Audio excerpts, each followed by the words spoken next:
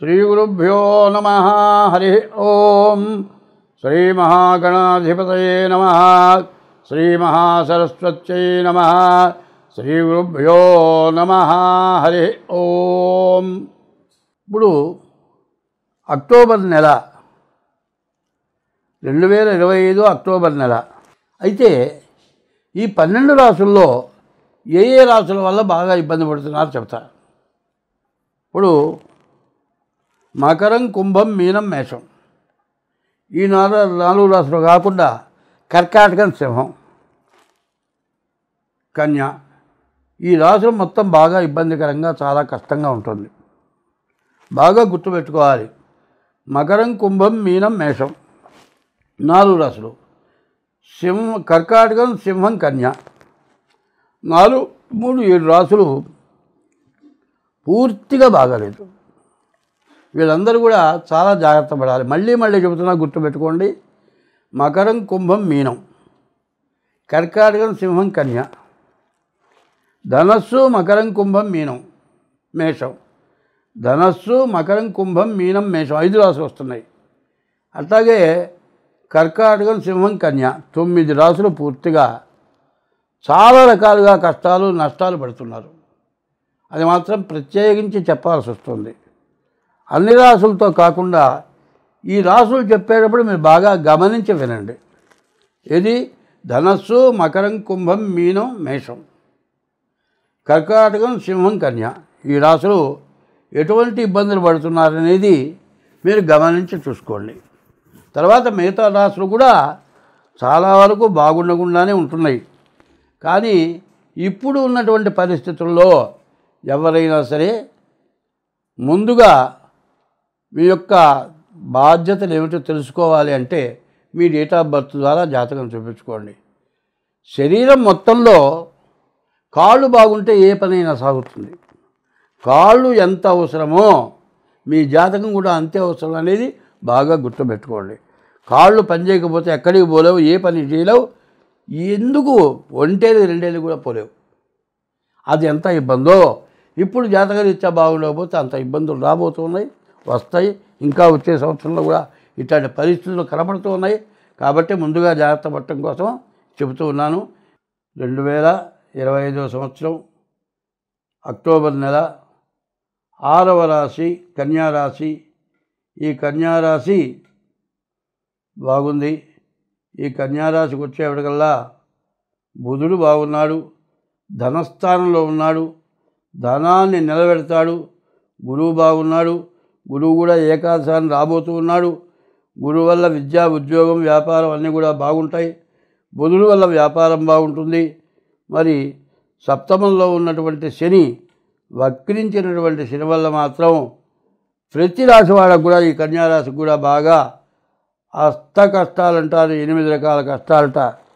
ఎట్లా ఉంటుందంటే చేసే ఉద్యోగం పోయింది, మరి ఇంట్లో పెళ్లి జరిగింది, అప్పులు ఎక్కువైనాయి, భార్య గర్భవతి, తనకు వ్యాధి వచ్చి మూలపడ్డాడు, ఎవరు పలకరించే దిక్కులేరు.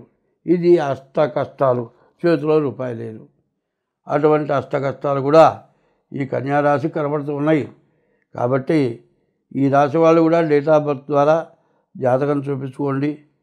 మీకు అందరికీ కూడా చెప్పే మాట ఏమిటంటే మీకు జన్మనిచ్చిన తల్లిదండ్రులని ఇబ్బంది పెట్టద్దు, కష్టపెట్టద్దు, వాళ్ళకి అన్నం పెట్టండి. ఏమీ లేదండి, పుట్టగానే ఒక చిన్న నలకండి ఆవగింజ అయింది గొంతులో పిల్లవాడికి. పుట్టిన శిశువుకి ఆవగింజ నున్నగా గుండ్రంగా ఉంటుంది.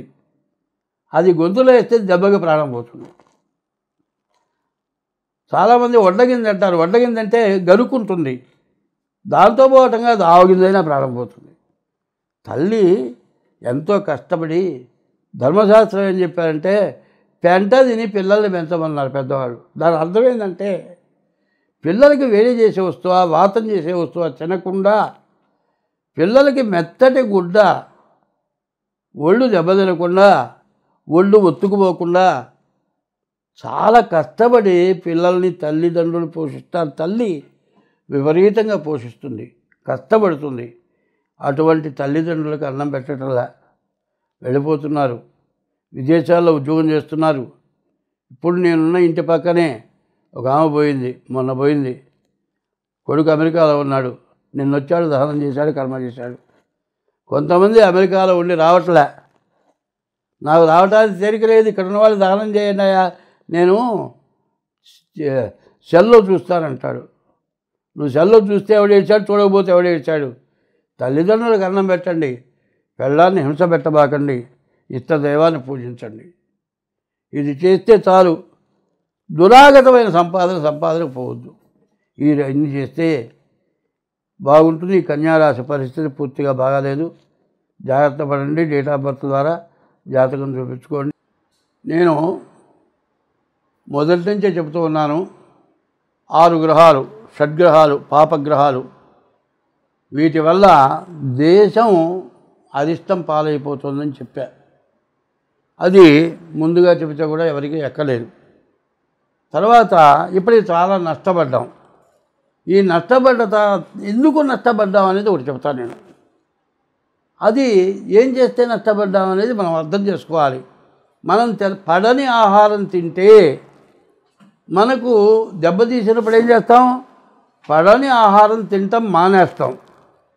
అదే రకంగా మనకు ఎందుకు నష్టపడ్డాము, ఏం చేస్తే నష్టపడ్డాము అనేది తెలుసుకొని అది చేయకుండా ఉంటే మనకు నష్టం అనేది రాకుండా ఉంటుంది.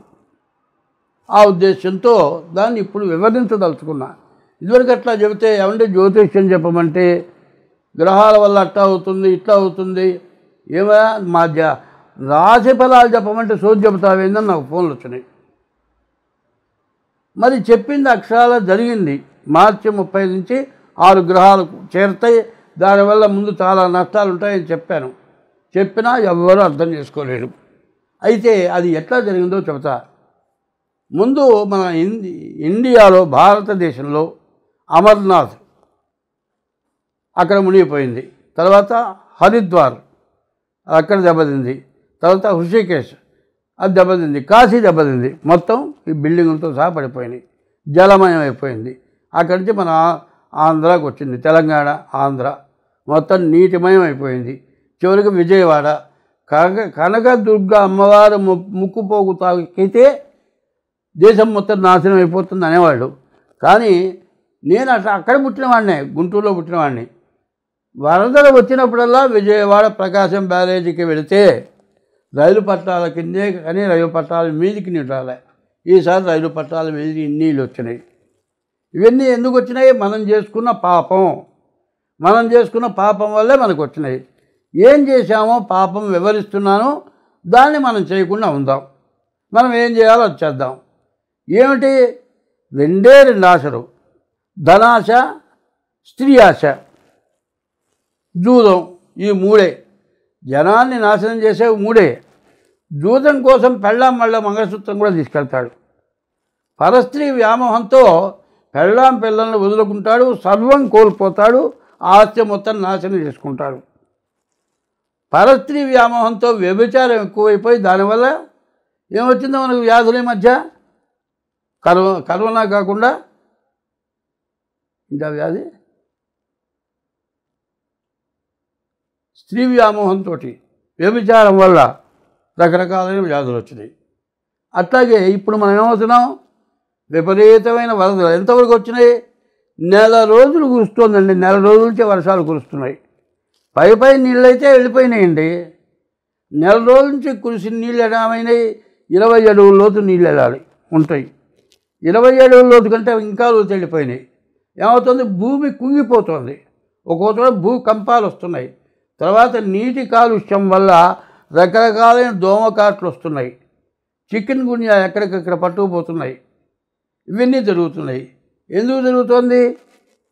మనం చేసిన పాపాలు మాత్రం ఖచ్చితంగా ఉన్నాయి. అయితే అది ఏమిటో వివరించి చెబుతా. ప్రతి బిడ్డకి అన్నం పెట్టేది తల్లి.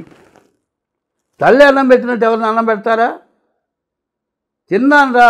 తిన్నానమ్మా 2 ముద్దలు తిన్నా నా చేతి మీదుగా అని తల్లి బతికిలాడి అన్నం పెడుతుంది. ఆ తల్లి అన్నం పెట్టాలి అంటే అన్నం పెట్టడానికి కావాల్సిన సామాగ్రి ఎవరు ఇస్తున్నారు? భూదేవత ఇస్తోంది. భూమి నుంచి రానిదేది లేదు. ఏ మతమైనా సరే, ఏ మతమైనా సరే భూమిని, సూర్యుడిని నమ్ముకొని చేస్తున్నారు. సూర్య భగవానుడు తండ్రి, భూమి తల్లి. భూమి నుంచి, నీరు దగ్గర నుంచి సర్వస్వం మనకు వస్తుంది. అక్కడి నుంచే తల్లి అన్నం పెడుతుంది, తల్లిని బిడ్డ ప్రేమిస్తాడు. తండ్రిని ప్రేమించిన దానికంటే తల్లి బిడ్డను ప్రేమిస్తుంది, బిడ్డ తల్లిని ప్రేమిస్తాడు. అట్లాగే భూమి నుంచి ప్రతి వస్తువు వస్తుంది. ఈ తల్లికి కూడా జన్మనివ్వడానికి కానీ, తిండి కానీ, ఆహారం కానీ, బిడ్డను కానీ, శక్తిని కానీ ఇస్తుంది. ఏంటి? భూమి నుంచి వచ్చినటువంటి పదార్థాల వల్ల వస్తుంది. ఆ భూమి కాలుష్యం అయిపోయింది. ముందు స్త్రీ కాలుష్యమైంది, తర్వాత భూమి కాలుష్యమైంది. పరస్త్రీ వ్యామోహం మనిషిని సర్వనాశనం చేస్తోంది. తర్వాత తల్లిదండ్రులు బిడ్డల్ని సర్వస్వం కోల్పోయి అన్నీ నష్టపడి, నా బిడ్డ నా అలాగా బతకూడదు, ఉన్నతంగా బతకాలని చదివించి ఎంతో ఉద్యోగం ఇప్పించి పంపిస్తే భార్య రాగానే తల్లిదండ్రులకు అన్నం పెట్టడం లేదు. పెళ్ళైన తర్వాత భార్యాభర్తలు సక్రమంగా ఉండటం లేదు. చివరికి ఎంతవరకు వస్తుంది అంటే విదేశాల్లో లిమిటేషన్ మ్యారేజ్, రిజిస్టర్ మ్యారేజ్ ఆ విధంగా చేసుకునే పరిస్థితి వస్తుంది. మన హిందూ ధర్మంలో సన్యాసి, సంసారి ఇద్దరున్నారు. సంసారి అనే భార్యాభర్తలు, మగవాడికి ఒకటే భార్య, ఒక ఆడదానికి ఒకటే భర్త. ఇది మన సాంప్రదాయం. సన్యాసి కానీ, సంసారి కానీ పుణ్యం చేసుకునేవాళ్ళే. ఈ పుణ్యం చేసుకోవడం పోయి పాపం చేయటం ఎక్కువైంది. పాపం ఏమవుతుంది? పెళ్లి చేసుకున్నావు, పిల్లల్ని కన్నావు, ఈమెను వదిలిపెట్టావు, ఇంకో అందంగా ఉంది ఆమెతో పోయినావు, ఈ పిల్లని వదిలిపెట్టావు, ఆమె ఇంకోటి పెళ్లి చేసుకుంటుంది, నువ్వు ఇంకో దాన్ని పెళ్లి చేసుకుంటున్నావు. ఈ పిల్లలు అనాథలైపోతున్నారు. నువ్వు ఎన్ని పూజలు చేసినా, ఎన్ని దేవతా పూజలు చేసినా ఈ పాపం దేశానికి, ప్రపంచానికి మొత్తానికి పట్టుకుంది. ప్రపంచ దేశాల్లో భారతదేశం దైవ చింతన కలిగిన దేశం భారతదేశం. ఏ మతస్థులైనా సరే ఆ మతరీత్యా దేవుణ్ణి నమ్ముతున్నారు. అట్లాంటిది పోయింది. ఇప్పుడైనా ఒకటే చెప్తున్నా, ఎవరైనా సరే జన్మనిచ్చిన తల్లిదండ్రులకి అన్నం పెట్టండి, వృద్ధాశ్రమాలు పాలు చేయబాకండి. భార్యని హింస పెట్టి పరస్త్రీ వ్యామోహాన్ని పోబాకండి. నిత్యం నీ మతరీత్యా నీ దేవుని ఒక్క గంటైనా ప్రార్థించండి. ఇది చేసిన మర్నాడు అందరం బాగుంటాం. ఇటువంటి లోపం రావటం వల్ల మన ప్రపంచం మొత్తం దేశాల్లో వరదలు వచ్చి మరి బిల్డింగులు పడిపోయి జనాలు చచ్చిపోయి చాలా బాధాకరంగా ఉంది. మొన్న ఆ సెప్టెంబర్ 7వ తారీఖు సంపూర్ణ చంద్రగ్రహణం వచ్చింది. దీనివల్ల కూడా అరిష్టం వస్తుంది. శని వక్రించాడు. శని వక్రించినందువల్ల కూడా చాలా సమస్యలు వచ్చినాయి.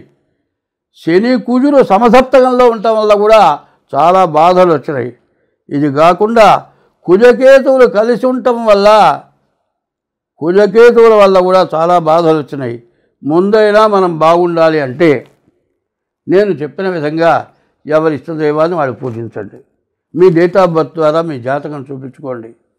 మరి ఎక్కడ ఏమాత్రం తేడా వచ్చినా పెద్దవాళ్ళు చెప్పింది ఆచరించండి. తల్లిదండ్రుల్ని గౌరవించండి. ఇట్లా ఉండండి. అందరూ బాగుంటుంది. స్వస్తి.